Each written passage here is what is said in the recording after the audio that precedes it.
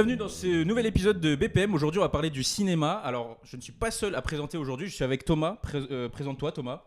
Moi, je suis élève à Innov en design graphique et j'apprécie beaucoup le cinéma, c'est pour ça que je suis là aujourd'hui. Et aussi, on est accompagné de deux invités. Je vous laisse vous présenter chacun à votre tour. Moi, je suis Rodolphe Loga, bonjour, et je suis réalisateur-scénariste dans le cinéma. Et moi, je suis Mathieu Meugemont, je suis intervenant à Innov en écriture, en scénario, et je suis aussi en parallèle scénariste et réalisateur et musicien. Donc déjà bien plus professionnel que nous. Moi, je suis juste en B1 audiovisuel chez Innov, mais peut-être un jour j'atteindrai leur niveau. Thomas, je te laisse commencer avec la première question. La première question, elle se porte sur la cérémonie des Oscars. Ah oui. Est-ce que vous les avez regardées? Est-ce que ça vous intéresse? Est-ce que vous êtes d'accord avec toutes les décisions qui sont prises durant cette cérémonie? J'ai commencé. Moi, j'ai pas regardé la cérémonie des Oscars, à vrai dire. Est-ce que c'est trop tard? Non, parce que Un poil tard, ouais, pour la France. ouais, je dormais déjà à mon grand âge. Ouais, voilà, ça se tient. Non, en fait, en général, je porte pas un immense intérêt pour les remises de prix comme ça. Voilà. Non pas que je pense que ça serve à rien, parce que je pense que ça met en avant les films et ça permet de promouvoir le cinéma et tout ça. Mais à vrai dire, moi personnellement, je porte pas un intérêt immense à ce genre de cérémonie. Sinon, tu me demandais si j'étais d'accord avec les prix qui avaient été rendus, etc. J'ai surtout apprécié un certain nombre de films qui ont été récompensés. Et donc, ça faisait que valider, l'impression que j'avais eue en salle. Mais voilà, quoi. Et même genre les Césars ou quoi, vous êtes pas... Parce que là, on a parlé des Oscars, mais vous parlez de récompenses de manière générale. Même les Césars, ça vous intéresse pas, des trucs comme ça Non, c'est pas que ça m'intéresse pas, c'est que comme je te le disais, je trouve que c'est hyper important de promouvoir le cinéma. Je pense que c'est jamais trop fait, surtout vu l'état du cinéma en ce moment. Je pense que c'est bien de mettre en avant et c'est aussi l'une des particularités du cinéma en France, que ce soit au travers du Festival de Cannes et de la cérémonie des Césars, mais aussi du Festival de Pauillac, par exemple, qui est un tout petit festival, mais dont j'étais jury de l'année dernière. Okay. Voilà, je trouve hyper important qu'il y ait un très grand nombre de festivals, et c'est le cas en France, qui représentent la diversité du cinéma français. Ça, je trouve que c'est essentiel et c'est une singularité chez nous qu'on doit absolument défendre. Mais le principe de classification des films et les notes entre guillemets qu'on met à chacun des films, voilà, c'est ça qui me passionne pas forcément. C'est quoi? C'est plus le sens où vous comprenez pas forcément qui a gagné, pourquoi il a gagné, plus qu'un autre, alors que pour vous, dans votre cœur, c'était peut-être plus des films que vous avez appréciés, mais pas spécialement pouvoir les classer et mettre un devant l'autre, par exemple. Exactement. Je trouve que forcément ça sert, et puis voilà, et puis les gens aiment bien ça, c'est-à-dire qu'il y a le côté un peu scolaire de lui cette année c'était le meilleur qu'un autre, bon voilà, un peu chaud aussi à l'américaine, grand show américaine. Mais là pour le coup là les Américains sont bien meilleurs que nous et seront toujours meilleurs que nous là-dessus. C'est-à-dire que moi ce que je trouve vachement bien, si on doit comparer par exemple les cérémonies américaines type Oscar ou les cérémonies françaises, que ce soit le Festival de Cannes ou les Césars, c'est que pour le coup, les Américains, ils jouent le jeu. Ouais. C'est-à-dire qu'ils continuent à faire croire que c'est une industrie qui produit du rêve. Alors qu'il n'y en a pas un qui peut se saquer, ils se détestent tous, ils sont dans une compétition dont on n'a même pas idée des enjeux ici, et ils sont tous capables de faire des selfies ensemble en faisant croire que c'est une immense famille.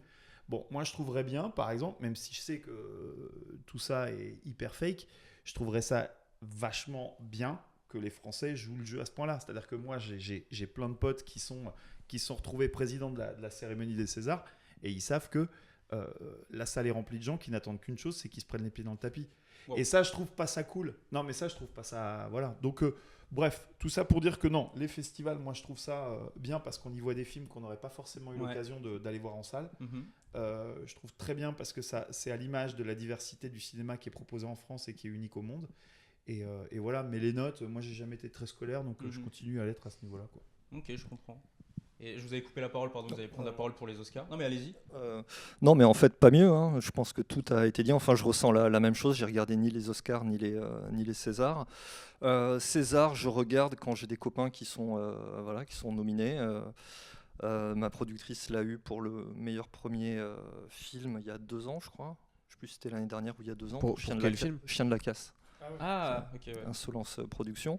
Voilà, là pour ça je regarde. Après pour le reste, non. Et aussi parce qu'enfin, mais c'est ce que disait Rodolphe, et le côté fake. Surtout aux États-Unis, c'est hyper politique en fait, ce qui se joue avant pour la place aux Oscars, etc.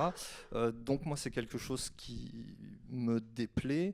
Et de manière générale, je suis souvent en désaccord avec les choix des Oscars. Là, par exemple, cette année, il y avait une bataille après l'autre, et la même année, il y a quand même eu Eddington de Ari Aster qui a été fait. Ouais. Et j'ai trouvé qu'Eddington était incroyable, et j'ai été très déçu par une bataille après l'autre. Donc du coup, voilà, je me retrouve en porte-à-faux avec. Qu'est-ce qui vous a déçu dans une bataille après l'autre ? Alors, je trouve que Paul Thomas Anderson, c'est un immense cinéaste. Hein. Là, je ne remets pas ça en cause. Il y a des films de lui que j'adore. Boogie Nights, je pense que c'est un chef-d'œuvre. There Will Be Blood, pareil. En revanche, j'ai trouvé qu'une bataille après l'autre était trop binaire dans son discours politique. Ouais. Là où Eddington jouait sur la complexité et me mettait vraiment en face de ce que j'ai l'impression de vivre. C'est-à-dire même le chaos, le côté bordélique, le côté absurde. Là où Paul Thomas Anderson a fait un film pour rassurer. Et ça m'a donné l'impression qu'en fait, il faisait ce film aussi pour rassurer les personnes présentes aux Oscars. Voilà. Et du coup, moi, je les vois jouer ce jeu. J'ai pas envie d'y participer. Ok, ouais, je comprends. J'ai l'impression que c'est la course à celui qui va être le meilleur, la plus grosse production. Non, celui qui va donner le discours que les gens ont envie d'entendre. Surtout ça.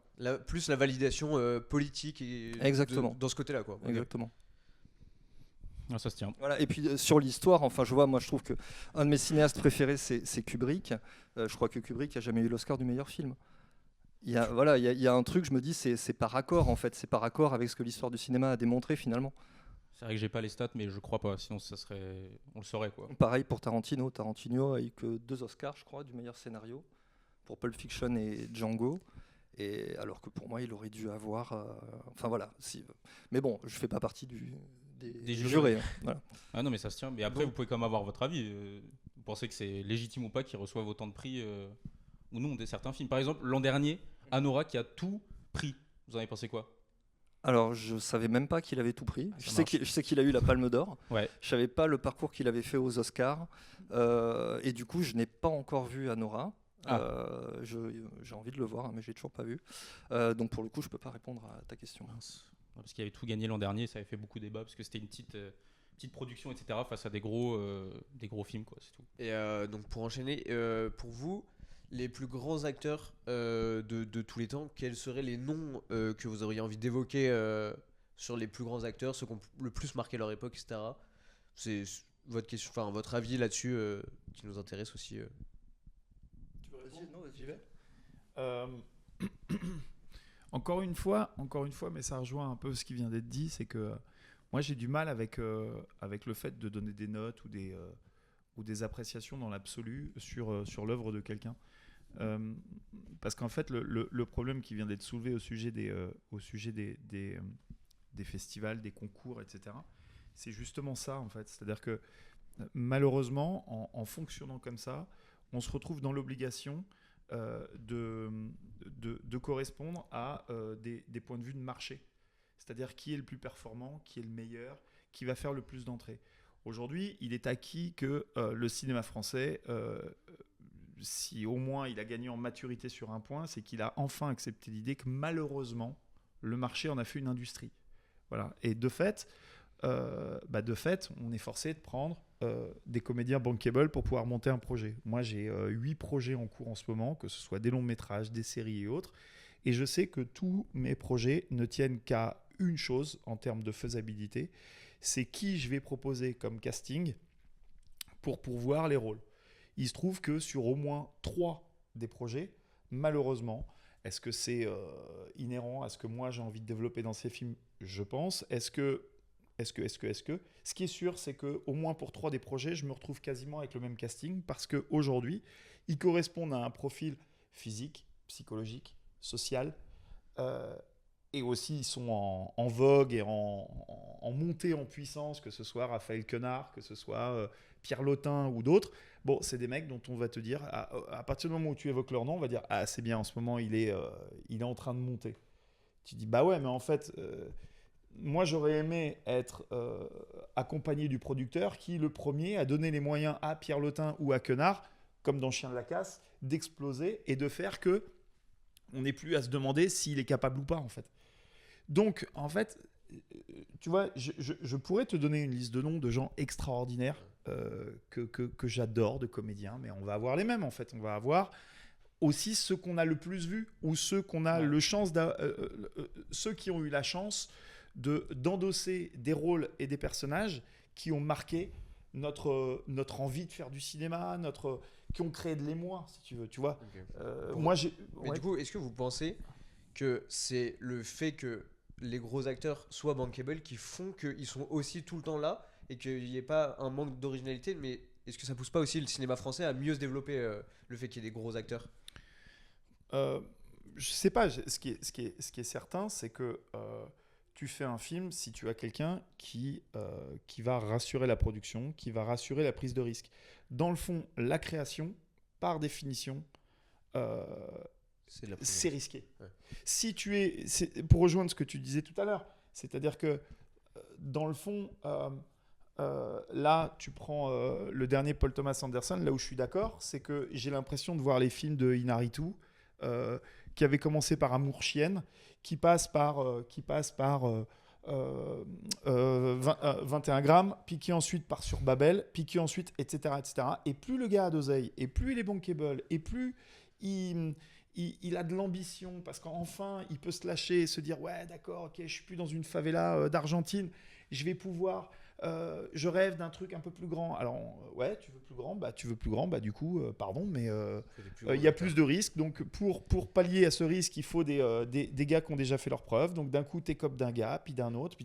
Moi, j'ai travaillé sur des films aux États-Unis. Par exemple, tu bosses avec Johnny Depp, tu bosses avec Leonardo DiCaprio. Il n'est pas question, à moins que tu sois Scorsese, que même ou Tarantino, que tu les diriges. Tu prends Johnny Depp. Pourquoi est-ce que pendant 10 films, il s'est mis à jouer pareil, là, c'était Pirates des Caraïbes, tu peux lui demander ce que tu voulais, que ce soit quand il bosse avec Tim Burton ou avec d'autres, il bossait de la même façon, parce que tu ne les diriges pas. C'est triste de faire que lorsque tu veux faire une proposition, et l'ambition fait partie de la proposition, et le risque fait partie de la création, c'est dommage d'être cantonné à prendre tous les mêmes comédiens, toujours pour rassurer les gens qui financent ton film. Après, ça fait partie du deal, ça fait partie du jeu. Mais malheureusement, c'est aussi une des teneurs qui pour répondre à ta question, je te dis, te faire la liste. Mais je ne suis pas sûr que cette liste soit ni objectif pour moi en tant que spectateur. Est-ce que les gens que je préfère ne sont pas juste les gens qui ont rassuré des financiers, tu vois et voilà, donc c'est un peu compliqué. Encore une fois, je te dis, moi je suis vraiment pas scolaire, j'aime pas mettre des notes, des bonnes ou des mauvaises notes aux gens. Tu vois, je pense que Pierre Lotin et Quenard, c'était vraiment des losers. Quenard, il le dit souvent, hein. Il disait, moi, ma famille, en fait, le succès sur Chien de la Casse est arrivé à un moment où j'étais sur le point de renoncer. C'est terrible ça, en fait. C'est terrible. Et c'est vrai pour plein de gens, plein de choses, plein d'œuvres, plein de carrières. Mais en fait, la vérité, elle est là, quoi. C'est que il faut réussir. Et j'ai été le premier à ne pas forcément être en mesure de respecter cette règle-là. J'ai dû faire des films consensuels. Parce que tu as aussi, comme n'importe quel acteur, tu prends un mec comme Rochefort qui a été un éternel second rôle, il n'avait aucun problème à dire que ça, c'était un film pour payer ses impôts. Ça, c'était un film pour payer ses droits de machin. Ça, c'est pour la pension alimentaire de... Tu vois ? Ouais, mais du coup, les projets qui sont les plus intéressants pour vous, même pour les plus gros acteurs, c'est peut-être ceux qui prennent le plus de risques au final ? Ou alors pas vraiment, et du coup, c'est plus les réalisateurs qui vont choisir... Quand tu as la chance de bosser pour un réal qui est capable de taper du poing sur la table, parce que... Et Dieu sait qu'en plus, ça disparaît. C'est-à-dire qu'aujourd'hui, avoir un réalisateur qui a la carrure d'un Guillaume Canet, que je connais très bien pour le coup, donc c'est facile pour moi de parler de lui et de la manière qu'il a de faire.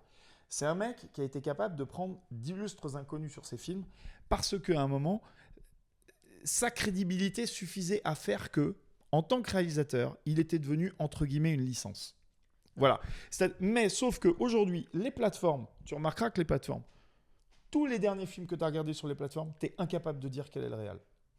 Parce qu'en fait, on n'en a rien à foutre.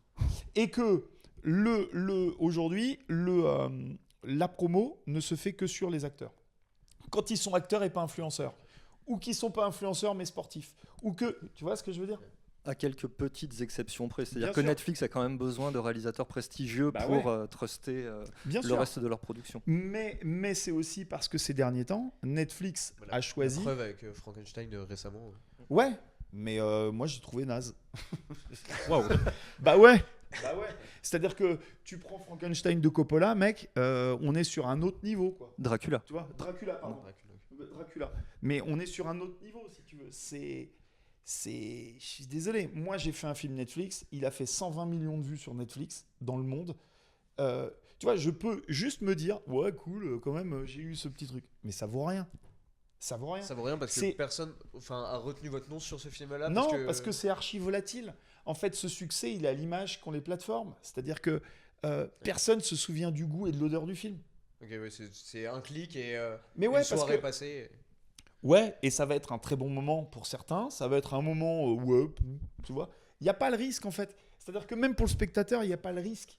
C'est-à-dire que toi, tu n'as pas mis 15 balles pour aller te déplacer, prendre ta soirée, rogner sur ton temps, sur le temps que tu consacres à tes potes. Non, c'est j'ai 5 minutes, tiens, je regarde. Ouais. Soit Donc tant ça... mieux et ça me chope, soit ça me chope pas et j'ai rien perdu. Donc ça n'a pas la même valeur d'avoir l'intention d'aller au cinéma dans la grande salle, etc., que de le regarder sur les plateformes. Encore une fois, on rejoint la notion du risque, qu'elle soit dans la création, qu'elle soit dans la démarche d'aller voir la création d'un autre. Est-ce que, voilà, tu vois, tu vois, je crois, enfin, je vais pas cramer les prochaines questions, mais en il y fait, en c'est ce que avait j'allais dire. qui me ramenait à ça. C'est-à-dire que surtout, j'ai pas eu le temps de répondre à celle-là encore. En plus, il y a Je ça. suis désolé, Mais pardon. c'est qu'on y vient après sur l'impact du streaming, mais fait vraiment dans beaucoup trop de questions. Mais je sens que Mais c'est intéressant. ouais. Ouais. Alors moi ça m'a évoqué plusieurs points, je vais essayer de pas les perdre. Premier point, je comprends tout à fait, je suis d'accord avec ce qui a été dit.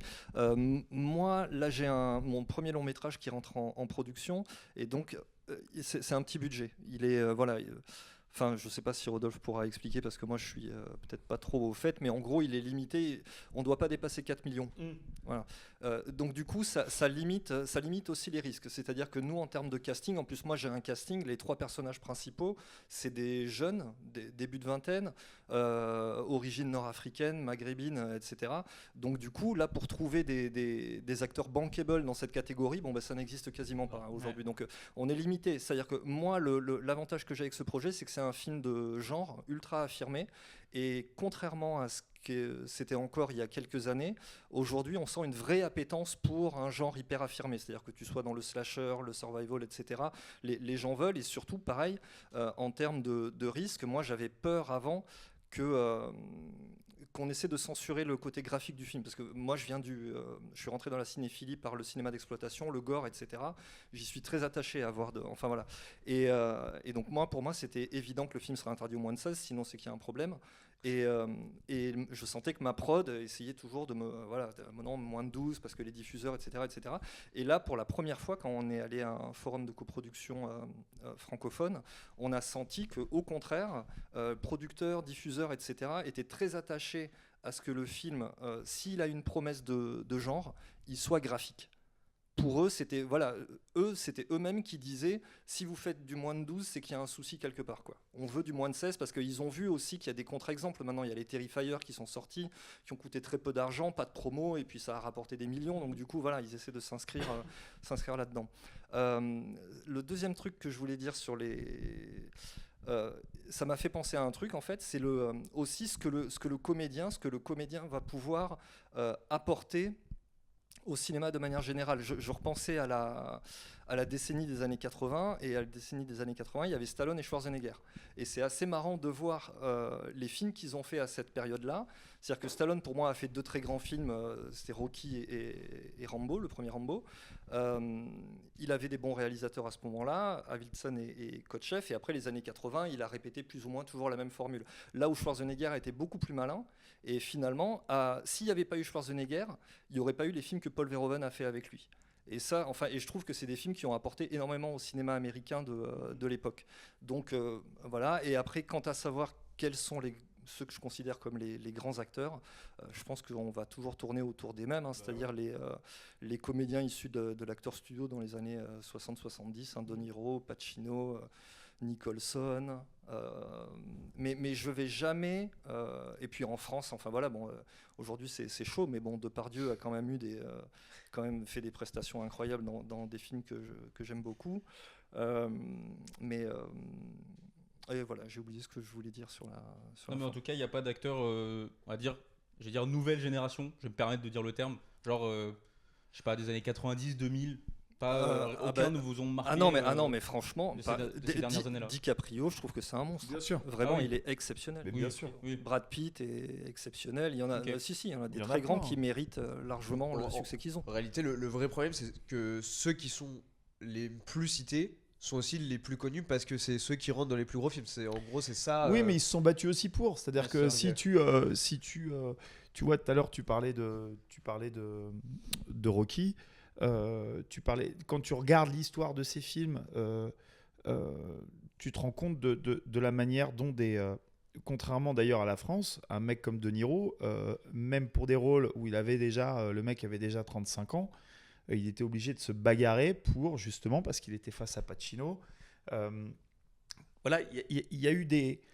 Non, déjà, c'est des industries qui ne sont pas tout à fait comparables. Là, en plus, on parle d'une génération de comédiens qui appartient à une économie qui d'une certaine façon, aujourd'hui, n'existe plus sous cette forme-là. Si tu à veux. cause aussi de la consommation, quoi, du streaming, de la rapidité.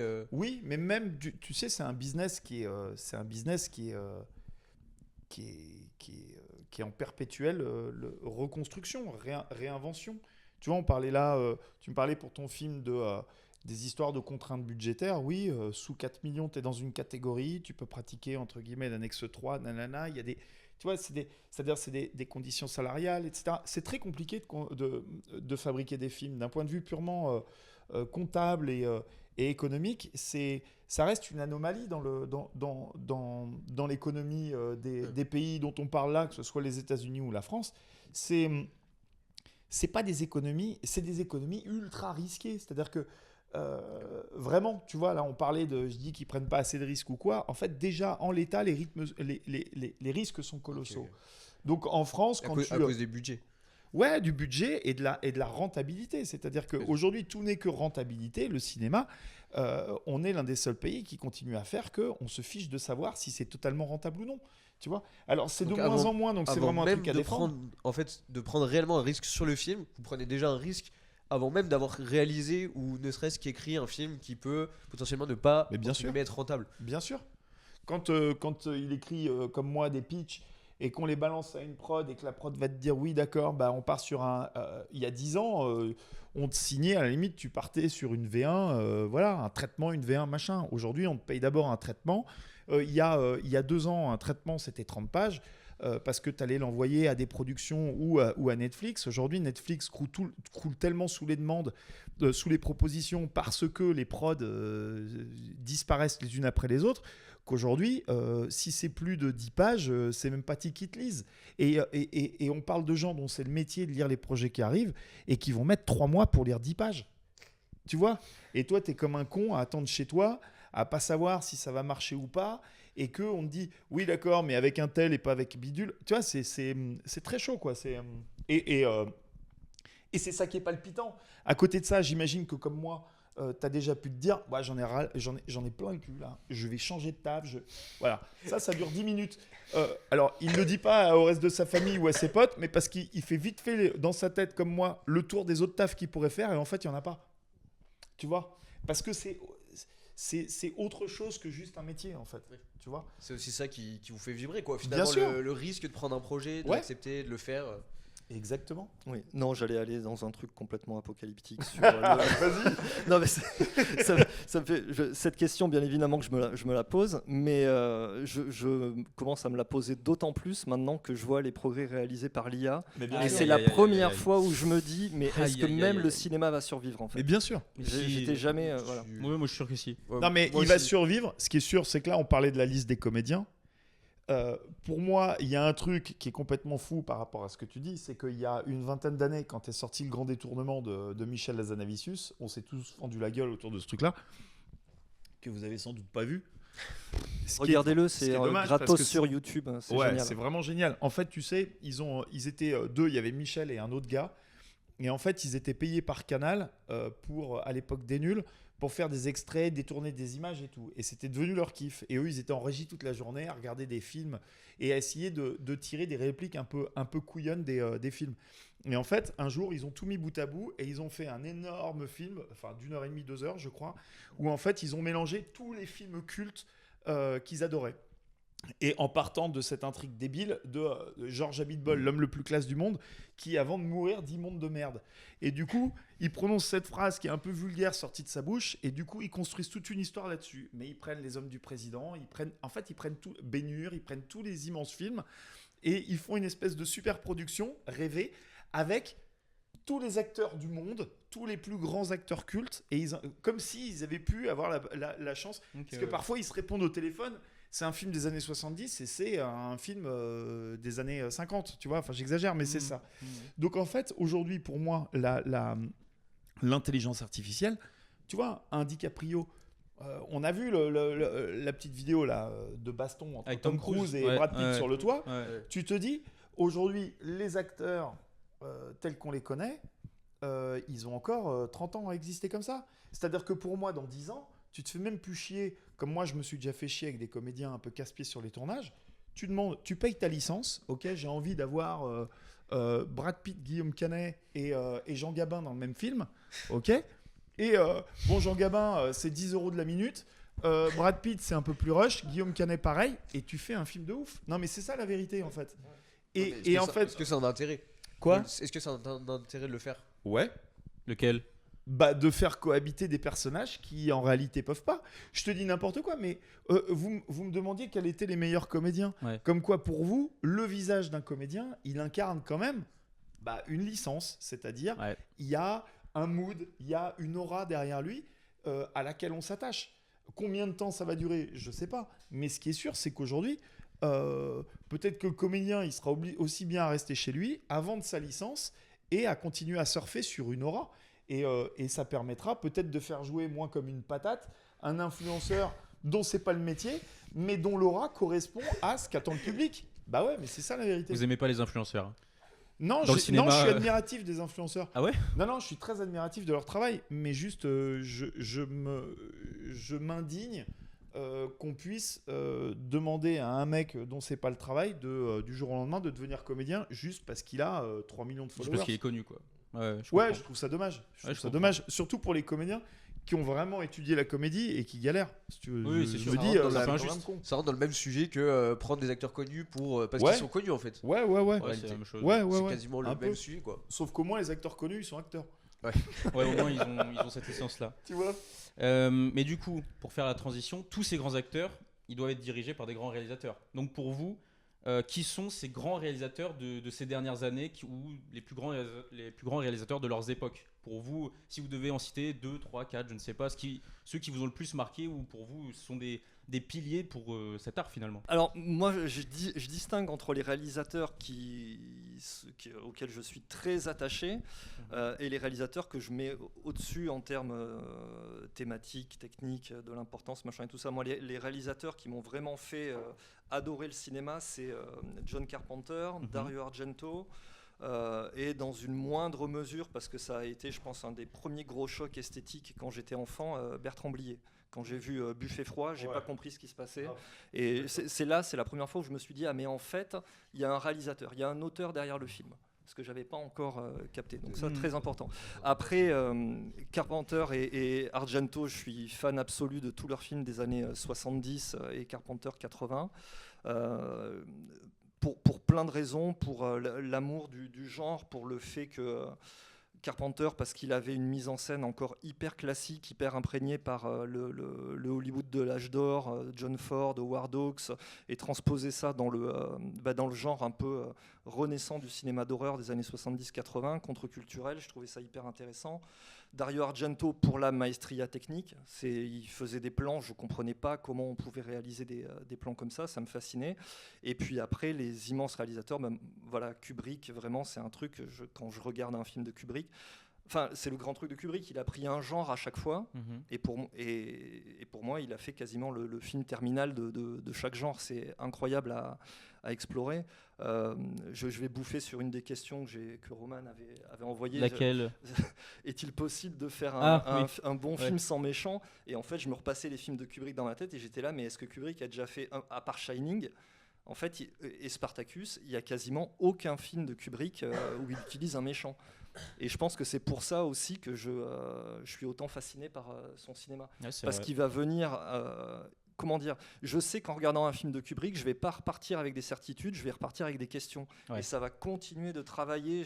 Voilà. Et pour moi, il y a vraiment quelque chose de noble. Donc si je devais choisir 3 cinéastes, et bon, ça m'emmerde parce que je n'ai pas pu mettre Piala, qui a été mais important on peut en aussi, citer plus, justement, il faut ok. donner des noms. Bon, alors je rajoute Piala. Mais bon, ça c'est un peu ancien, puisqu'il ne tourne plus.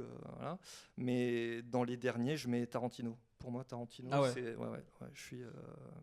hyper admiratif, mais aussi sans doute parce que j'ai ce background dans le cinéma d'exploitation et que lui c'est sa matière première, c'est la matière qu'il utilise pour ses films, mais c'est là où on s'aperçoit que c'est quand même... parce qu'il y a beaucoup de gens qui disent Tarantino c'est un petit malin.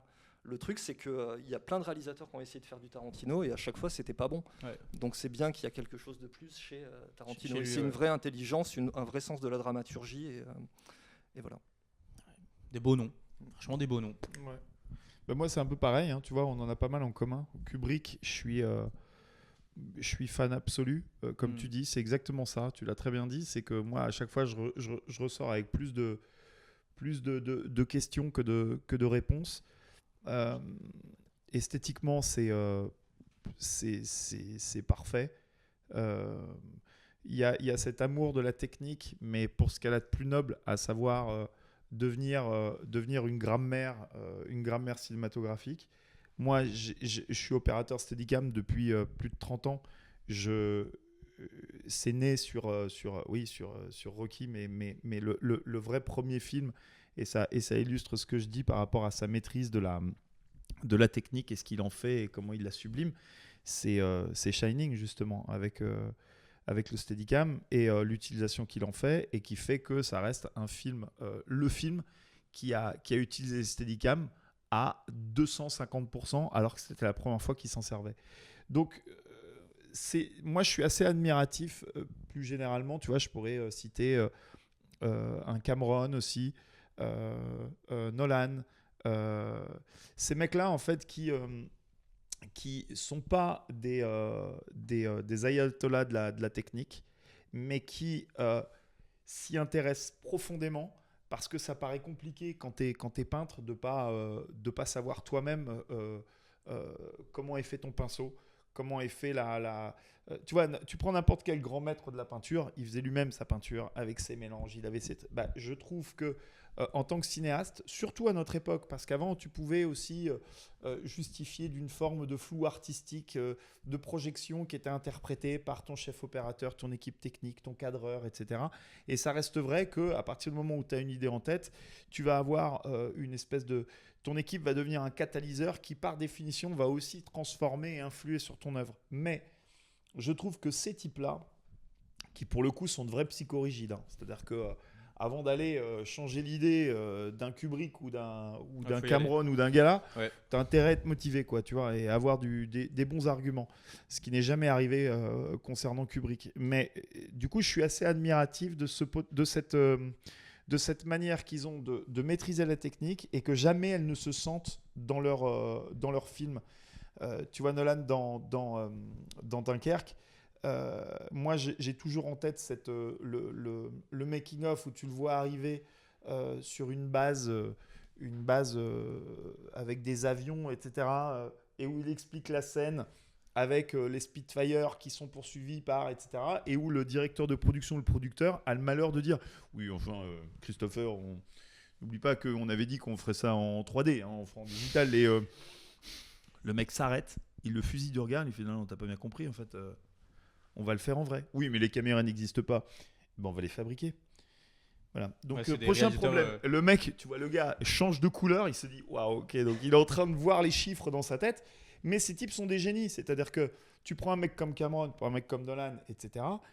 En même temps, ils ont inventé les machines leur permettant de tourner les images qu'ils avaient en tête, tout en créant une entreprise qui va développer aux frais de la production les machines qu'ils vont créer pour fabriquer les images qu'ils ont fabriquées. Et derrière, non seulement ils ont fait le film, et ce film en général, tu prends le premier Avatar qui, moi, m'avait retourné la tête en termes de, pas par rapport à la 3D, mais par rapport à la manière de raconter l'histoire, ce qu'il avait rendu possible et tout. Et c'est des films où il y a vraiment un avant et un après. Tu vois, et je trouve ça assez prodigieux. Après, tu parlais de Paul Thomas Anderson, bien évidemment. Tu parles de Scorsese, oui, évidemment. Mais il y a aussi, pour moi, il y a Wes Anderson. Tu vois, moi qui viens du dessin à la base, Wes Anderson, j'adore. Après, pareil, tu te rends compte que c'est un psychopathe, psychorigide. Les plans qu'il fait, où tout doit être symétrique. Mais je veux être l'accessoiriste qui est sur le plateau avec lui. Le gars, il dort pas, quoi, tu vois. Il dort pas. Mais voilà, c'est... moi, je trouve génial que systématiquement, tu vois, tous ceux qu'on a cités là, dans le fond, à chaque fois, ils te font rentrer dans un monde. Et c'est un monde qui est tellement personnel que tu le reconnais à la première image. Et sans qu'aucun des films qu'ils ont fait ne se ressemble entre eux.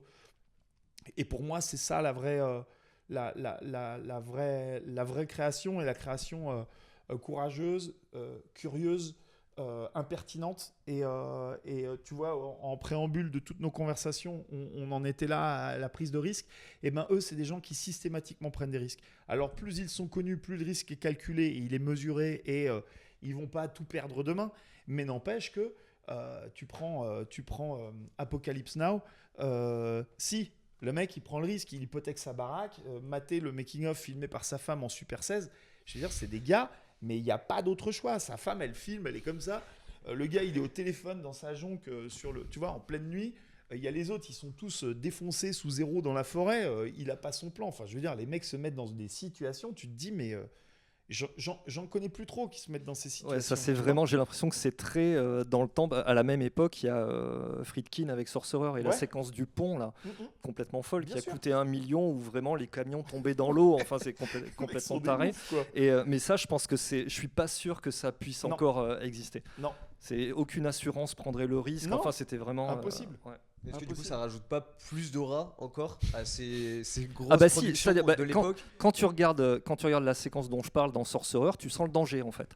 C'est-à-dire que là, tu vois, c'est plus du cinéma. Tu es vraiment dans un truc où ça peut partir en couille n'importe quand. C'est aussi ce que j'ai ressenti un peu dans Apocalypse Now. Je n'avais pas l'anecdote, mais au final, ça se ressent un peu dans le film que c'était un peu le bordel, que ça allait dans tous les sens. Mais c'est aussi ce qui fait la saveur du film. Quand je l'ai regardé, j'étais en train de me demander, mais comment ils ont tourné ça? Ça a l'air d'être le bordel à fond.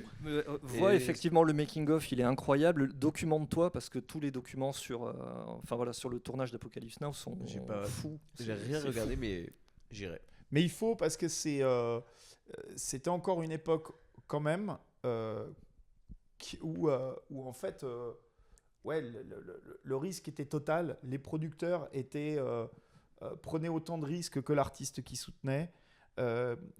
Tu sais, à tous les niveaux de création, c'est-à-dire que même le milieu de la musique était différent. Par exemple, les producteurs allaient suivre un artiste, produire 3-4 albums. Si le 5e marchait, tu redécouvrais les 3 premiers en criant au génie. Mais n'empêche que tu avais derrière un producteur qui avait soutenu un artiste, bien que ça ne marche pas forcément à la hauteur des espérances commerciales. Et c'était vrai pour le cinéma. Et je pense que quand on dit ça, c'est pas c'était mieux avant, ça aurait été pas du tout. Moi, je suis pas du tout dans ce délire-là. Je pense que, en fait, tu vois, on parlait de l'intelligence artificielle aussi tout à l'heure, encore dans une forme de digression, mais je pense que il faut pas faire une projection dramatique de ce que sera le cinéma dans 20 ans, en fait. C'est-à-dire que c'est à vous qu'appartient le fait de continuer à être courageux et à aimer le goût du risque, pour pouvoir produire à votre façon et avec ces nouveaux outils qui sont géniaux. le cinéma de demain. Parce que aujourd'hui, quand toi qui es fan de cinéma de genre, on voit bien. Alors, ouais, le trash, le machin a toujours entretenu aussi ce côté artisanal et on peut faire du trash et du gore avec peu de moyens, etc. etc. Et c'était même un jeu et ça fait partie des dogmes. Mais tu vois, par exemple, tu veux faire du film de science-fiction aujourd'hui. Putain, il y a 20 ans, mec, avant de faire passer un avion en 3D ou un hélicoptère, tu disais, ouais, les gars, sur le toit là-bas, il y a un hélico qui vient de chercher. T'es pété un câble en fait. Mec, on a 200 000 euros pour le faire. Bah aujourd'hui, c'est plus un avion, c'est une flotte d'hélicoptères. Tout Bordeaux pète et tu fais ça en 24 heures en demandant ça à un geek qui maîtrise l'intelligence artificielle. Tu vois, j'exagère un chouïa, mais. Est-ce que du coup, ça va pas faire le même parallèle avec les prises de risque de l'époque? Est-ce que ce serait pas maintenant une prise de risque qui va être valorisée, le fait de pas le faire avec l'IA? Non, c'est que le risque, il est ailleurs. C'est-à-dire que le risque aujourd'hui, et c'est pour ça que ça peut nous rassurer tous les deux, c'est qu'en fait, le champ de possible s'élargit. Ok. La seule chose, la seule chose qui changera pas, c'est l'idée de départ.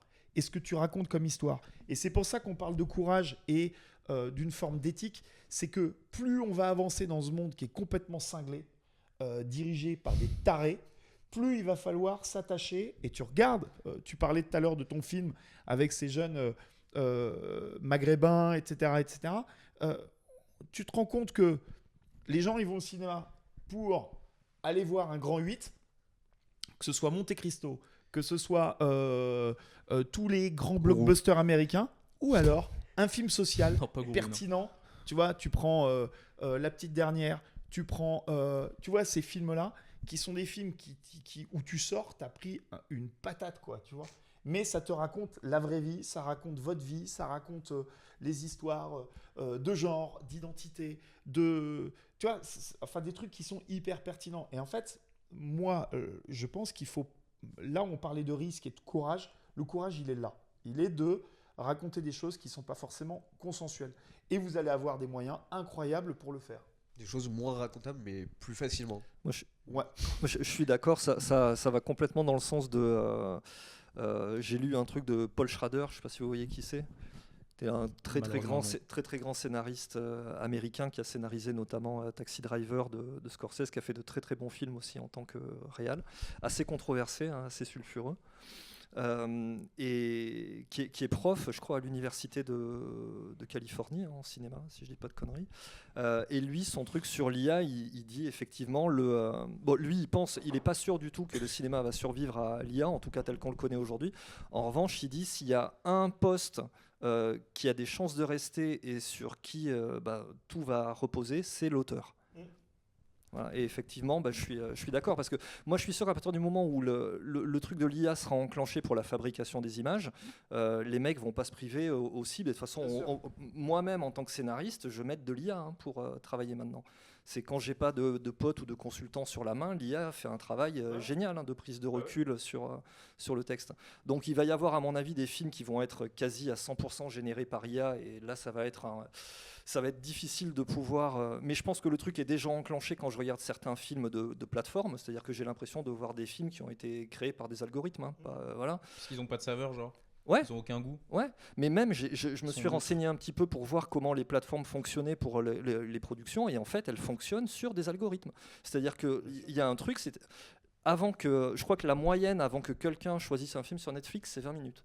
Ouais. Et en fait, ça, Netflix en est tout à fait conscient, parce qu'il voit combien de temps la personne reste sur une affiche, si elle va voir les infos, etc. etc. Donc ça leur donne aussi des indications sur ce que les gens veulent voir, donc ça influe sur ce qu'ils vont produire, etc. Machin. Donc à mon avis, il va y avoir tout un pan comme ça de films générés par IA, globalement. Juste pour plaire à leurs utilisateurs. Ou à certains utilisateurs. Mais je sais, ouais, enfin comment dire, pour que les gens cliquent, parce que je suis même pas sûr que les gens vont regarder le film en entier après, parce que souvent les gens arrêtent le film avant la fin. On est vraiment dans un modèle là, tout est à revoir, quoi. Enfin, tout est à redéfinir. Et à mon avis, il va y avoir un gros spectre, quoi, du film qui va être généré quasi 100% par IA à des films plus traditionnels, et puis avec toutes les formes hybrides entre les deux, en fait. Et je pense que des films où l'espoir que je vois là, c'est que des mecs qui ont un univers, qui ont des idées et qui n'auraient jamais eu, soit même la personnalité, parce que tenir un plateau, c'est pas donné à tout le monde. Il y a, voilà, des geeks, je pense qu'on va voir dans les 30 prochaines années, un truc comme ça, des films majoritairement générés par IA, mais avec des auteurs derrière, qui vont produire des choses qu'on n'aurait jamais cru voir avant.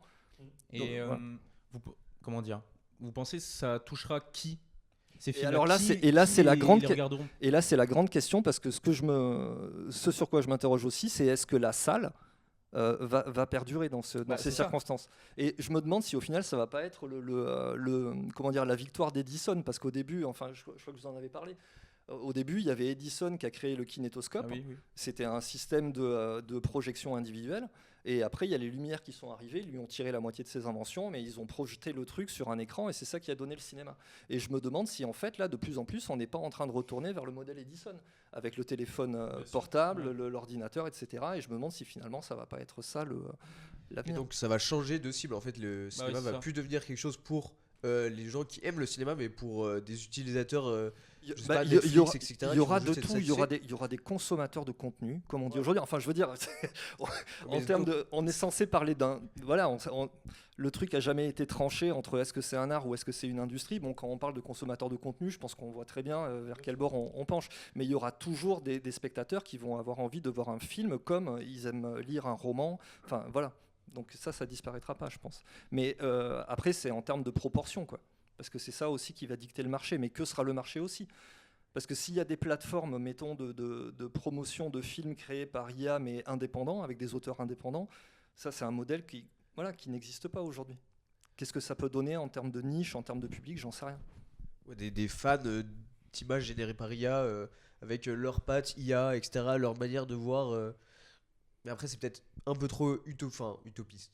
Ou l'inverse, mais c'est quand même étonnant que ça puisse en 30 ans changer entièrement la cible. Est-ce que le cinéma va réellement survivre du coup? Parce que là, la question elle se pose même plus si le cinéma devient TikTok, bah est-ce qu'il y a un intérêt à c'est-à-dire qu'on va. réellement faire des films dans les 30 prochaines années? Non, moi je crois que ça tient, comme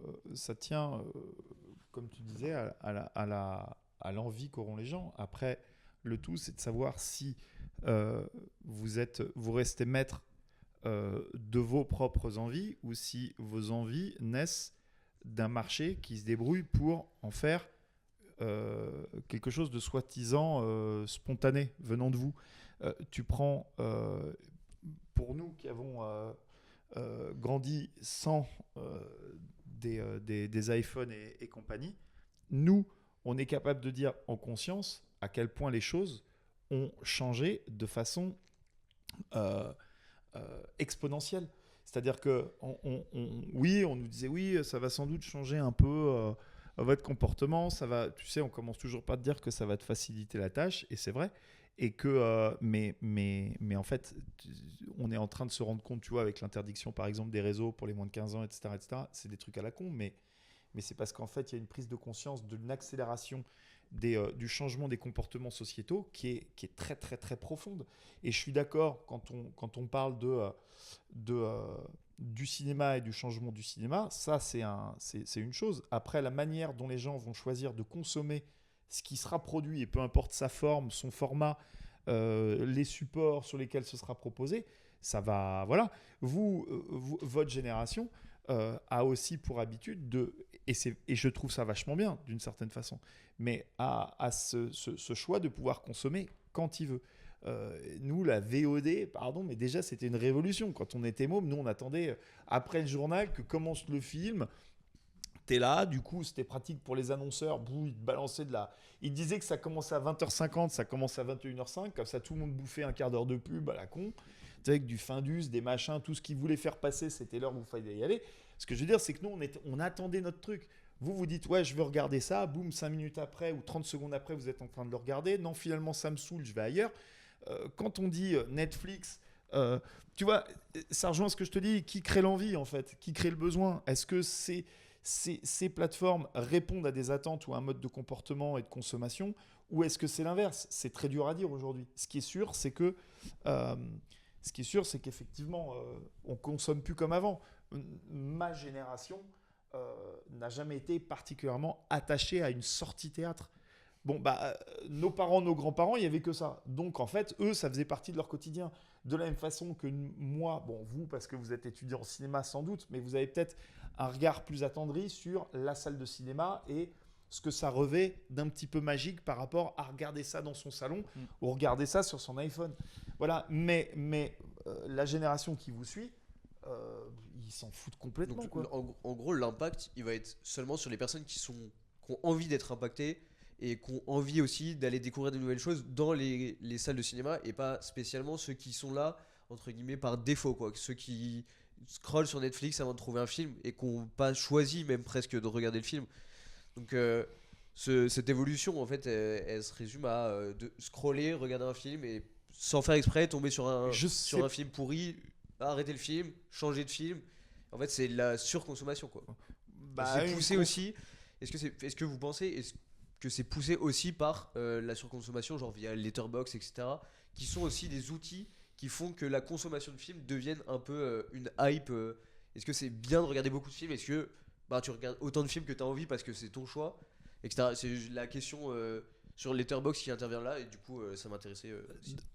Alors moi je suis pas sur Letterboxd, il faudrait que je m'y mette, tous mes potes le disent. On aurait aimé voir votre compte, voir votre top 4. Faudrait que mais je crois que ça prend du temps, en plus il faut rédiger des critiques et tout, j'aime bien. Obligé, mais on peut, ouais. Ok. Non, moi ce que je trouve bien dans Letterboxd, quand on en a parlé, j'ai l'impression c'est juste l'extension de ce que nous on a connu depuis qu'on était petits, c'est l'esprit cinéphile.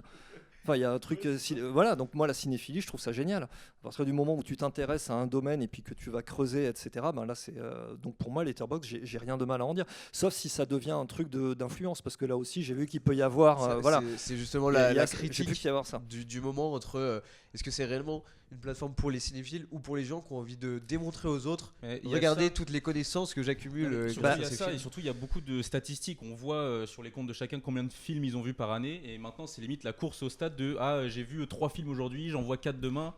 Ça sert plus à rien en fait, ils se dégoûtent du cinéma. Je sais pas, non pas du tout. Regarde, si tu prends, historiquement, si tu prends la révolution de la nouvelle vague dans les années 60, les mecs de la nouvelle vague, ceux qui écrivaient dans les cahiers du cinéma, ils étaient à la cinémathèque du matin au soir. Leur vie, c'était regarder des films. Oui, mais c'était pas écrit nulle part qu'ils avaient vu 5 films, c'était pour l'amour du cinéma. Là, c'est juste ça. Pour montrer que j'ai vu 4 films. Alors après, moi ça j'en sais rien. Je parle juste sur le fait de ça sert à rien de regarder 4-5 films par jour. Si, ça peut servir. Non, mais oui, mais ce que je voulais dire, c'est pas dans le sens ça sert à rien. C'était dans le sens eux ils le font, limite ils les regardent pas quoi. C'est juste pour dire ouais je l'ai vu, mais limite ils sont pas devant l'écran ou ils sont sur leur téléphone. Ouais, c'est débile. Ils apprécient pas forcément le film. Non, c'est débile. Voilà. Après je sais pas comment ça fonctionne sur Letterboxd, mais je sais que les réseaux sociaux j'y suis pas, mais de ce qu'on m'en dit, en fait c'est selon comment tu configures le truc, ça ne reste qu'un outil finalement, et un outil c'est ce que tu en fais. Donc après les mecs qui créent, je sais que sur X par exemple, c'est complètement biaisé par les choix de Musk, voilà, et que ça entraîne la polarisation de la société, etc.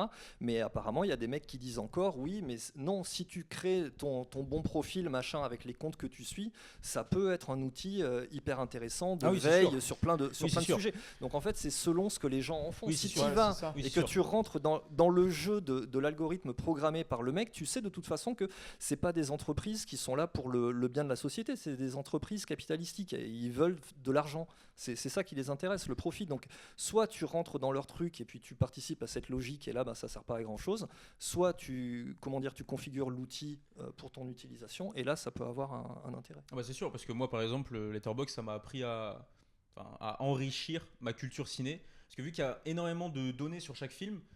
Déjà, normalement, c'est normal qu'il y ait le réalisateur, le nom de tous les acteurs, même si on va dans les détails, je sais pas, tous les rôles de chacun, les noms de chacun, etc. Donc, c'est sûr, ça aide à enrichir. Puis tu vois, je sais pas, tu cliques sur le nom du réalisateur, tu vois tout ce qu'il a fait, tu t'intéresses, etc. Donc, ça a bien enrichi ma culture-là. Puis surtout, ça m'a donné envie d'en regarder plus, parce que je crois qu'il a une base de données, et je crois qu'il y a quasiment tous les films du monde, peut-être, je pense. Il y a même des documentaires YouTube qui sont enregistrés dans la plateforme. Il y a un peu de tout et rien. Mais Ouais, ça. c'est sûr que en fait, c'est beaucoup décrié cette application-là par ce que j'ai dit tout à l'heure, la surconsommation, etc. Les gens qui regardent sans regarder ou juste pour leur image de ah regardez j'ai vu ça. Ouais, mais la ça, de toute classe. façon, je pense que tu seras jamais à l'abri de gens qui font croire que ou quoi. Oui, non, mais c'est Moi, sûr. ce qui est sûr, c'est que euh, moi, j'ai rien contre. Surtout que je trouve que, comme tu dis, c'est une base de données qui est quand même assez incroyable et qui vous permet, en tout cas, qui permet à des gens qui se rendent sensibles à ça ou qui sont curieux de ce milieu de pouvoir découvrir des choses qu'ils n'auraient pas forcément Ouais, c'est ça. découvert tout seuls. Mm. Mais, et puis, tu as toujours cette histoire d'algorithme et d'arborescence en fonction de ton profil. Ce que tu as tendance à regarder ou tes centres d'intérêt, ils vont d'un coup développer. Après, Non, J'ai l'impression que sur tant ça. Letterboxd, il n'y a pas d'algorithme. En Non, y a réalité, pas- c'est t'as 4-5 amis qui ont mis leur dernière note et c'est plus en fonction de qui tu vas suivre. Je crois qu'il n'y a pas de Non, ça push propose de pas, l'algorithme, à part sur les derniers films qui sont sortis, etc.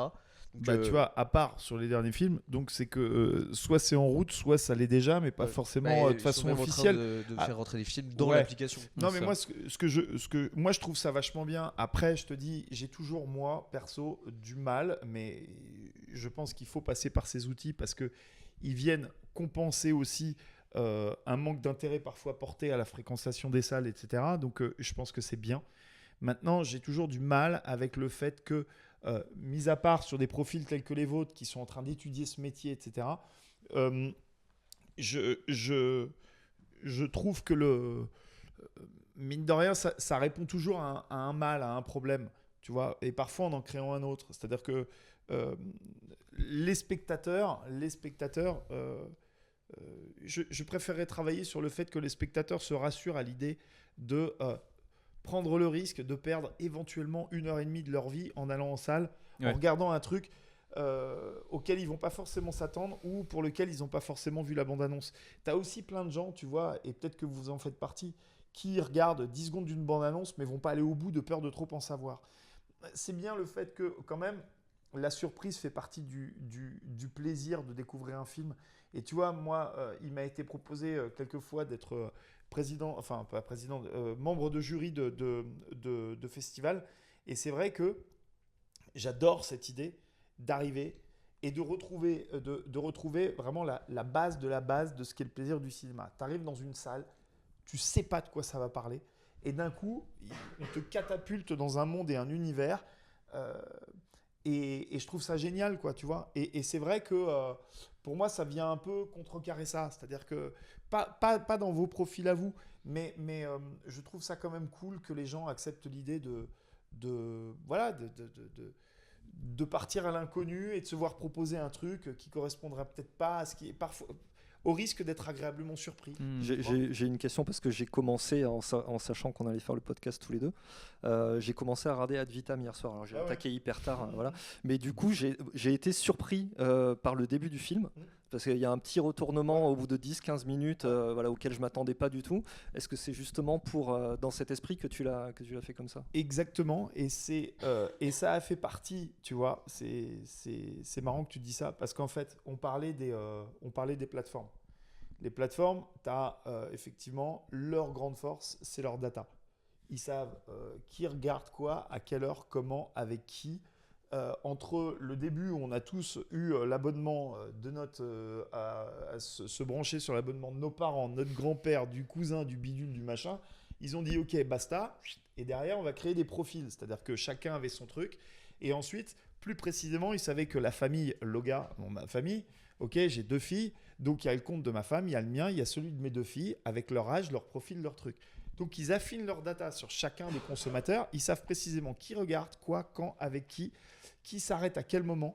Donc quand tu écris Ad Vitam ou un autre truc, il y a un moment ils te disent non, cette scène c'est impossible en 17e minute.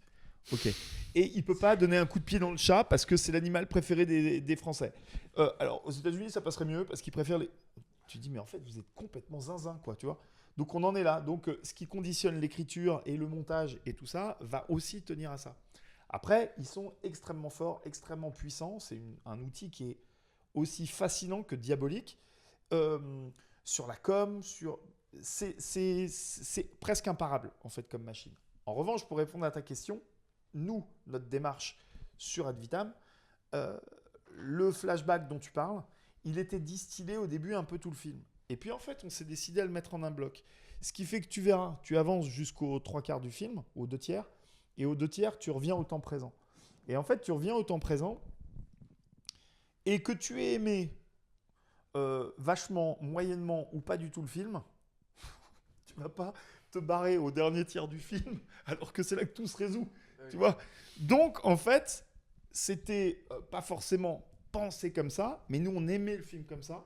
Et ça a fait qu'on a eu un taux historique du taux qu'ils appellent les completers. Donc, les gens qui vont au bout du film, qui dépassent les 85 ou 90% de lecture du film. En fait, vous avez bien joué le jeu de l'algorithme Bah, en fait, parfaitement, ça- en fait. Non, C'est- non, bah, parce que... non, pas du tout. Peut-être parce pas que sur la du coup- volonté. Non, c'est Ok. qu'en fait, dis-toi que Netflix, ils voulaient pas ça.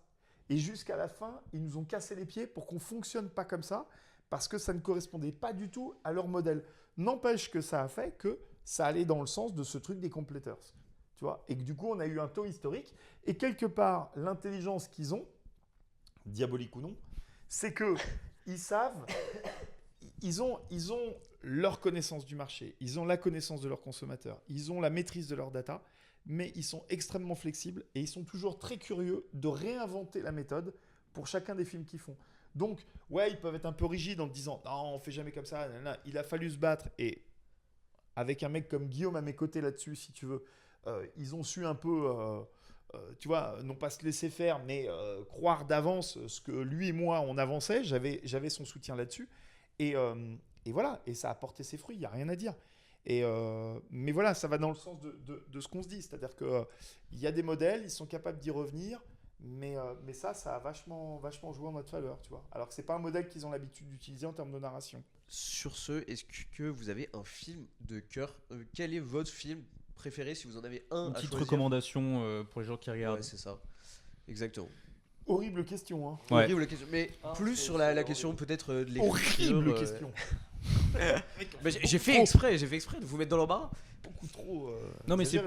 plus, c'est pas dans le sens film préféré, mais un truc à donner, donner envie aux gens de regarder ce film-là qui, pour Ouais, vous, ouais. vous paraît trop niche peut-être. Plus une recommandation dans ce sens-là, même si j'ai l'impression que ça paraît tout aussi horrible au vu de votre Bah, déjà, projet le mot gestuel. niche. C'est-à-dire, tu veux un Mais truc quel est- obscur? Pas forcément. Je sais pas, un truc qui vous tient à cœur et vous. Ouais, un truc qu'on recommanderait bien Ouais, aux gens ouais, en ça disant me tient ça à cœur va. d'en Ouais. parler quoi. Ok. Vas-y, toi. J'en ai 10 en fait, c'est chaud. Ah bah ouais. non, c'est que un. Eh, non. C'est que un, putain. Non, bah, écoute, je vais pas te mentir, puisque je vous ai dit mon film préféré en début d'année, non? Quand on a fait. Aïe aïe aïe, ça remonte Non, à on septembre. rappelait Est-ce pas. que c'était un Kubrick ou pas? Non. Bon bah alors là j'ai vraiment pas. C'est quoi? Bah, c'est la chose de Carpenter. Ah, ouais. Je sais, il y a des films que je peux trouver meilleurs que celui-là, mais si tu me demandes mon film de cœur, je pense que c'est avec Phantom of the Paradise, ça doit être le film que j'ai le plus regardé. Ah ouais, J'ai c'est dû le marrant. regarder une vingtaine ou une trentaine de fois. Mhm. J'aime tout dans ce film. Il n'y a pas un plan à jeter. Je trouve que c'est le summum, même historiquement, parce que Carpenter fait ça. C'est un mec qui vient du ciné indépendant, contre-culturel. Il se retrouve pour la première fois dans un studio. Il a toujours voulu être un cinéaste de studio, et il fait ce film-là. Le film sort une semaine, non, je crois la même semaine que E.T. de Spielberg. Et en gros, Il sait qu'il va droit dans le Voilà. mur, le gars. Ouais, chiant. voilà, c'est-à-dire que tu as Un peu vraiment chiant, deux ouais. conceptions du Ouais, film d'extraterrestre. Tu as le film familial, gentil, Spielberg, blockbuster, machin, et tu as la vision hyper sombre, hyper critique, Horrifique, hyper apocalyptique de Carpenter. Et c'est ça qui a plombé sa carrière hollywoodienne. Donc pour plein de raisons, c'est un film que je trouve absolument admirable. Voilà, et je pense que tout le monde devrait le voir. Dès Voilà, l'âge de c'est- même 6 ans. si- Dès l'âge de 6-7 Voilà, ans, alors après, je conseille à tout le monde voilà. de regarder. À un certain âge, Non, ouais. même en termes de, comment dire, je pense qu'on n'a jamais fait mieux en termes d'effets spéciaux plateau. Effets C'est un truc, c'est incroyable. Enfin voilà, pour plein de raisons, il faut voir la chose. Tu vois pas de quoi les Je, effets. je l'ai vu le film. Ah tu as vu le film? Ouais, j'ai vu le film. Ouais. Ah bon Pas le remake, hein. Non, L'original. C'est quoi, c'est le Ok. 78, Ouais, je l'ai vu. C'est Ouais, le il est- 82. Je sais, j'ai pas autant apprécié My bad. parce que justement, j'ai été décroché par ce Par quoi côté, les effets pratiques. Il y a vrai certaines fois où ça me hic un peu. À quel et- moment Et je sais pas, il y a eu des textures, des trucs où j'étais un peu en train de me dire, je sais pas si j'arrive à bien À y accrocher. croire. C'est vrai. C'est ça. Même Ah. les trucs avec le chien. Ah, le chien, je trouve ça d'accord, exceptionnel. ok. Et bah, comme c'est. moi, ça m'a un peu. Mais alors, Ça m'a fait un peu tilt. alors après, peut-être aussi parce que je suis d'une génération où les effets spéciaux digitaux n'existaient quasiment pas, enfin en C'est tout ça. cas pas à ce, Oui. pas Ah à ouais. ce point. Et il y a un côté, il y a le côté magie, quoi, prestidigitation, c'est-à-dire tu sais que c'est faux, mais comment ils ont réussi à faire un truc comme ça dans la chose, il y a plein Mais, de moments où je me demande encore, mais comment ils ont réussi à faire. Sachant ça. que c'était des effets pratiques, la scène de la dynamite, par contre, je la trouve exceptionnelle. À la toute fin. Ouais. Ah, c'est marrant, parce mais que là, en c'est plus, des c'est le vraies côté- dynamites qui sont utilisées ou c'est pas Alors des ça, vraies je sais pas, dynamites mais c'est le moment où c'est le seul moment dans le film où tu vois l'animation du monstre en stop motion, je crois. Et alors là, pour le coup, tu remontes, c'est aux années 30, hein, quasiment. C'est un effet spéciaux qui date vraiment des origines Ouais, mais du j'ai cinéma. trouvé ça vraiment bien à la Ok. fin et tout. Bon, Mais marrant. le film, au global, je l'ai pas plus apprécié que ça. Quand je l'ai vu, je savais que c'était un grand film, mais je sais pas, il m'a pas attrapé. Bah, quoi. je comprends, hein, je comprends. T'as pas de cœur, c'est tout. Que je te dis. J'ai pas de goût, T'as faut pas le de- dire. Ni goût ni cœur. Voilà, bravo. Vraiment. Non, mais c'est normal. Mais c'est ce qu'on disait tout à l'heure. C'est que ce qui est génial aussi, c'est d'accepter ça, tu vois. C'est que tu fais jamais l'unanimité avec un film. Mais ce qui est super, c'est de prendre le risque de le regarder. Voilà, et d'avoir un avis là-dessus sur la proposition. Je trouve ça bien. Ouais, C'est bien que tu l'aies fait. justement, et j'ai apprécié le fait de découvrir un film qui était aussi grand en termes d'impact, de qu'est-ce qu'il veut raconter, le côté très horreur, un peu. Je sais pas, c'est très gore, mais à la fois, ça se voit que ça peut sortir au cinéma sans que toute la salle soit en mode qu'est-ce que je viens de regarder. Et je trouve qu'il y a un côté un peu acceptable à ce film qui est censé être un film d'horreur. Je trouve il était pertinent sur ce côté-là où t'avais vraiment une tension. J'étais vraiment en train de me dire, mais qu'est-ce qui va se passer? Qu'est-ce qui se passe dans ce film? Et c'est ça qui était intéressant.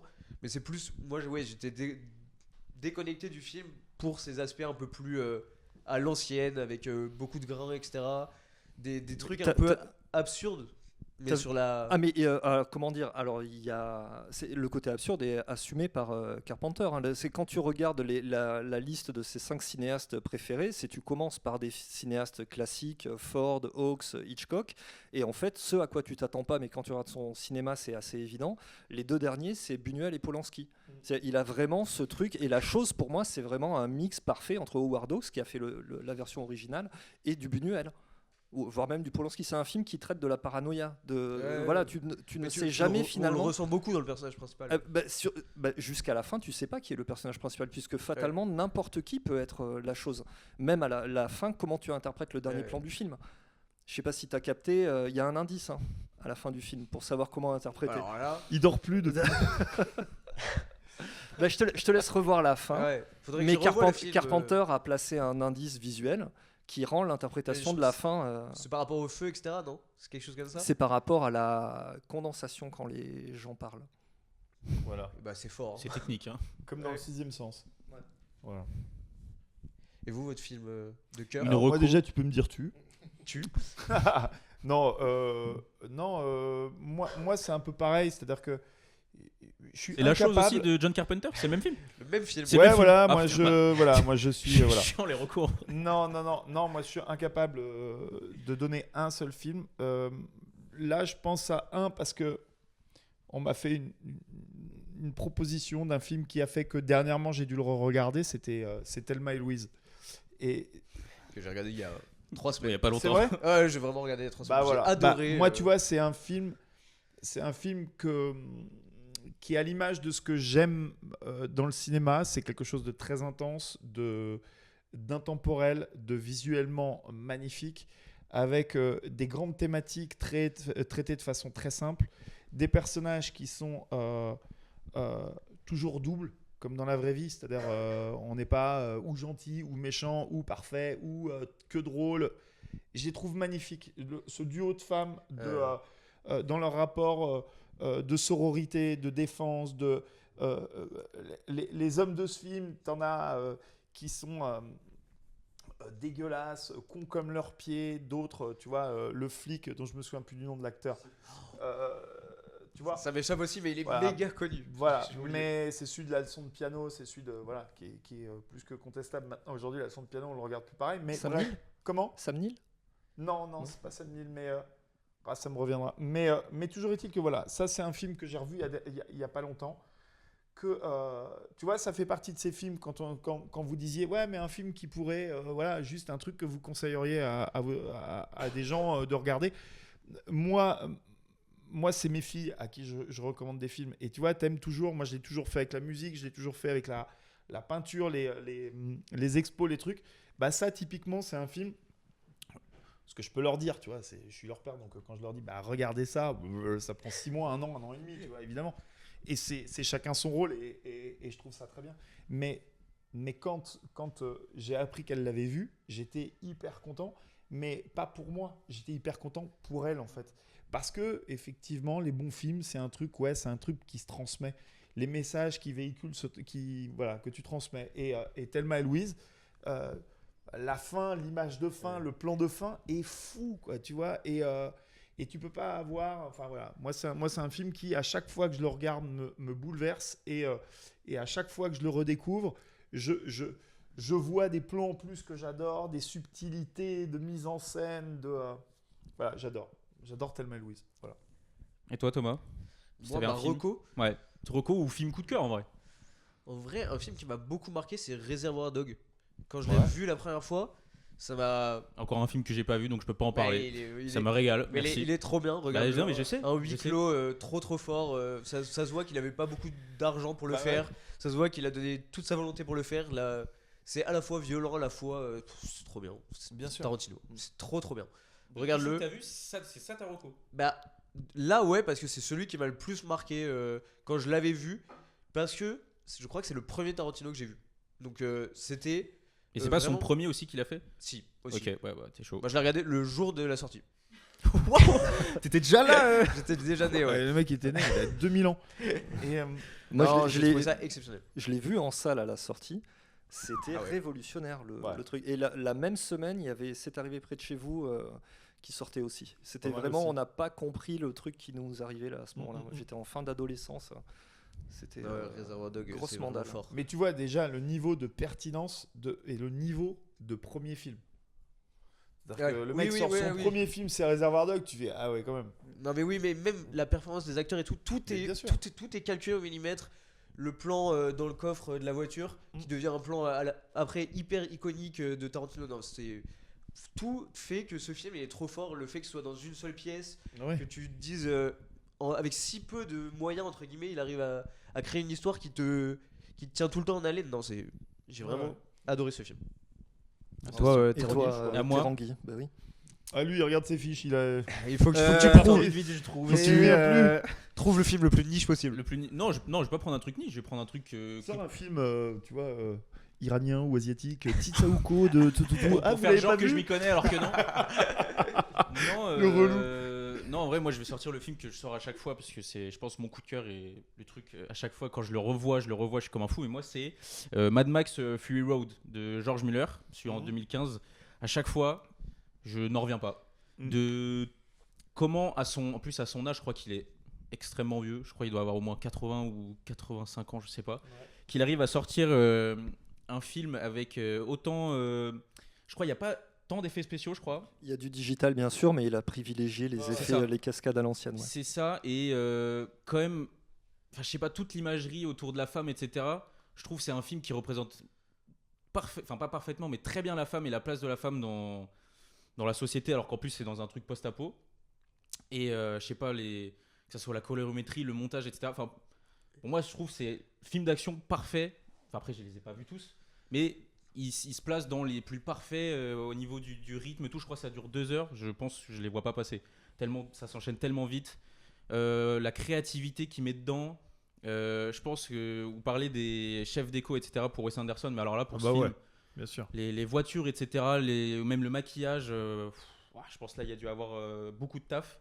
Et je crois que ça n'a pas été tant récompensé aux Oscars que ça. Je crois pas. Je crois pour les BO et peut-être le maquillage, mais je suis même pas sûr en plus. Ouais. Je crois que ça n'a pas été tant.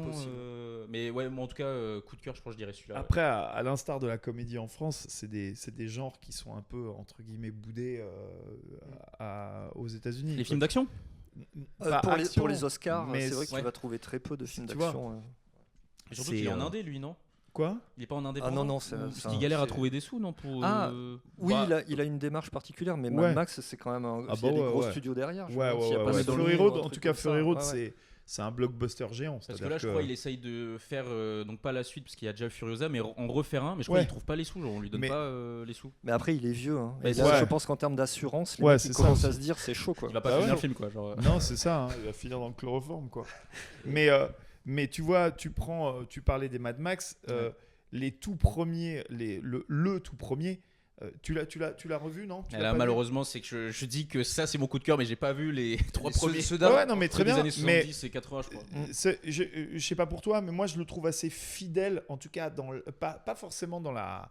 Forcément, les moyens techniques et Ouais. tout, c'était beaucoup plus chaud à l'époque. Tu vois, là, il y a des trucs qui sont rendus possibles, par les effets spéciaux, même s'il il a fait principalement avec des vraies cascades. Mm. Mais ce que je trouve de très fort sur Fury Road, c'est que pour moi, ça a réussi à conserver tout ce que j'aimais des tout premiers. C'est-à-dire que l'univers c'est hyper fidèle à Ah, c'est cet ça. univers qui a été développé sur le premier. Et franchement, si tu as aimé celui-là, mate les premiers, ils sont dingues. Ah mais ouais. dingues. Alors, moi, j'ai l'impression qu'en fait, ça commence vraiment au 2. Oui, C'est-à-dire que le Mad Max avec 2, le gamin, là. ouais, voilà. Ouais. Et puis vraiment Bien le sûr. côté film d'action pur, parce que le premier c'est plus encore un film d'exploitation, c'est quasiment un rape and revenge en fait. Le premier Ouais. Mad Max dans un monde un peu post-apo, tu sais pas trop si l'apocalypse a eu lieu ou si ça va avoir lieu, c'est un peu chelou. Et effectivement, film indé, on se rappelle pas, mais le film a été, je crois il a fallu 5 ans avant qu'il soit visible en France parce que c'était encore sous Giscard. Le film était classé X Ah oui, à d'accord, cause ok, de sa ouais. violence. Enfin, Ouais, il y a ok. tout un côté sulfureux autour du premier. Mais à partir du deuxième, ouais, c'est exceptionnel. Et il y a un truc incroyable dans Fury Road, je trouve, c'est même en termes dramaturgiques, Ouais. c'est hyper audacieux parce que le film te fait partir sur une route pendant 1 heure Ouais. et au bout d'1 heure, il te fait retourner en arrière. Ouais. Et ça, c'est le genre de truc qui, pour moi, c'est quasi aussi fort que quand Hitchcock tue son héroïne à la moitié du métrage dans Psychose. C'est un truc, en principe, on te dit ne fais surtout pas ça, il Ouais. faut surtout pas faire Ouais. ça. Ouais. Et le mec, il le sait, il le fait, et ça donne quelque chose de d'autant plus excitant. Bah ouais. Voilà.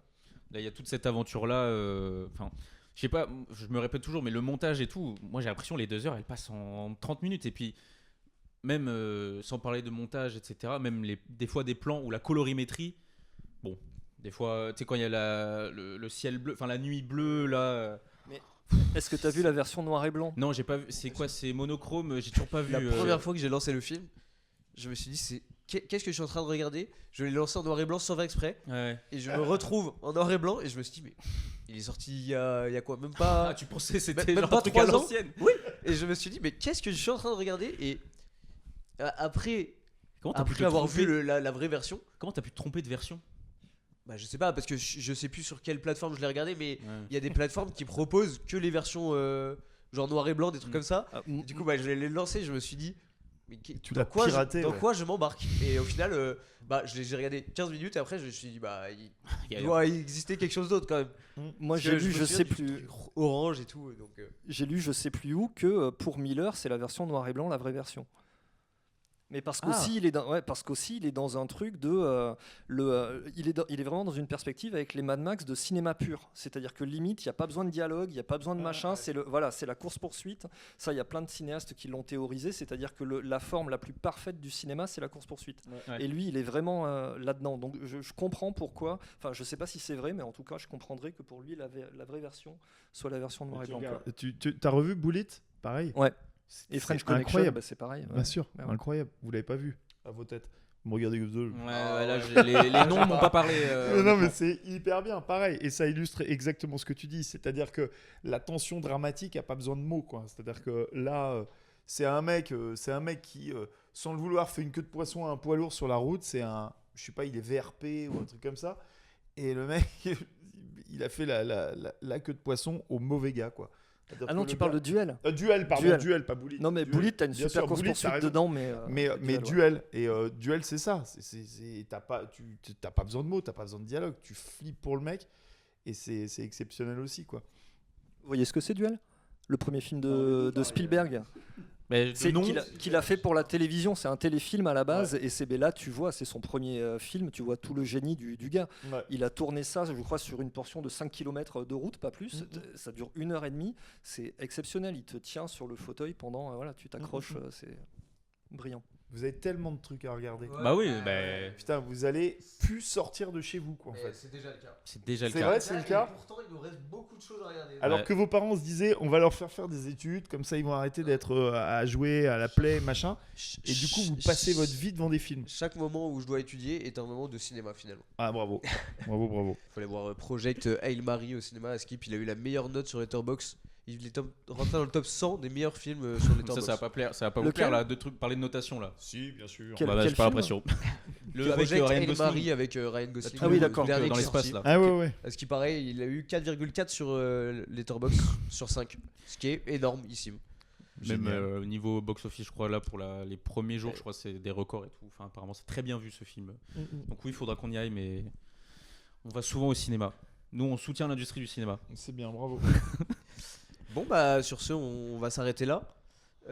C'était très intéressant de discuter Très avec vous. intéressant, Merci ouais. beaucoup. Ouais. Merci à vous. pour Merci de à vous, c'était votre très temps. intéressant de Ouais. discuter avec vous aussi. Merci.